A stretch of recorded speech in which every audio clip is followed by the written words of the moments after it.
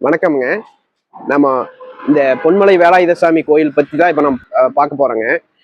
2 வருஷத்துக்கு முன்னாடி நான் அந்த கோயிலுக்கு போய் எதர்ச்சியா சாமி கும்பிட்டு இருக்கும்போது, அந்த கோயிலினுடைய பூஜை செய்யக்கூடிய ஐயர் வந்து எழுதுறதுக்கு போர்டு வேணும்னு வேற ஒருத்தர்கிட்ட சொல்லிட்டு இருந்தாரு.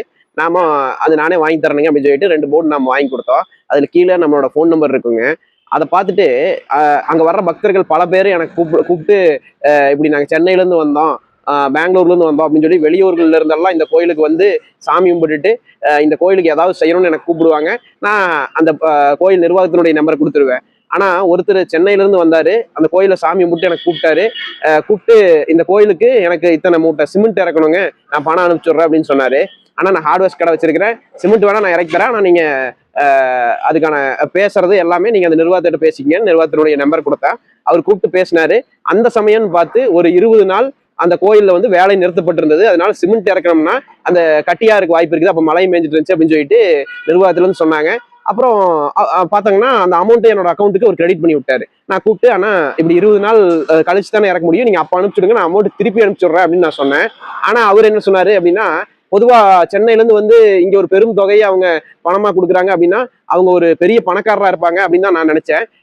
அவருக்கு கூப்பிட்டு இந்த பணத்தை நான் திருப்பி அனுப்பிச்சிடுறேன்னு சொல்லும்போது அவர் டபார்னு என்ன சொன்னார்னா, ஐயோ வேணாங்க, அந்த பணத்தை நீங்களே வச்சிருங்க, சரி சிமெண்ட் இறக்குனா தானே கட்டி ஆகும், ஜல்லியுமே எம்சாண்டும் அந்த பணத்துக்கு இறக்கி விட்டுருங்க அப்படின்னு சொன்னாரு. ஏங்க நீங்க 20 நாள் கழிச்சு சிமெண்ட்டே இறக்கலாமே அப்படின்னு நான் கேட்கும்போது அவர் சொன்னாரு, இல்லைங்க, இந்த தொகை இன்னைக்கு என் கையில இருந்துச்சு, ஆனா 20 நாள் கழிச்சு எனக்கு இந்த பணம் இருக்குமான்னு எனக்கு தெரியல, எனக்கு அங்க வந்த அந்த சாமி பிடிச்சிருந்தது, அதுக்காக ஏதாவது செய்யணும்னு நினைச்சேன், என்கிட்ட இருந்த அமௌண்ட் இவ்வளவுதாங்க, இதை பண்ணிட்டேன் அப்படின்னு சொல்லி அவர் சொன்னாரு. அப்போ எனக்கு ஒரு மிகப்பெரிய ஒரு கேள்வி எனக்குள்ள வந்துச்சு. எப்படி அப்படின்னா, ஒரு பெரிய பணக்காரர் இங்க வந்து இந்த கோயிலுக்கு பண்ணிக்கிறாரு அப்படின்னு நான் நினைச்சேன்.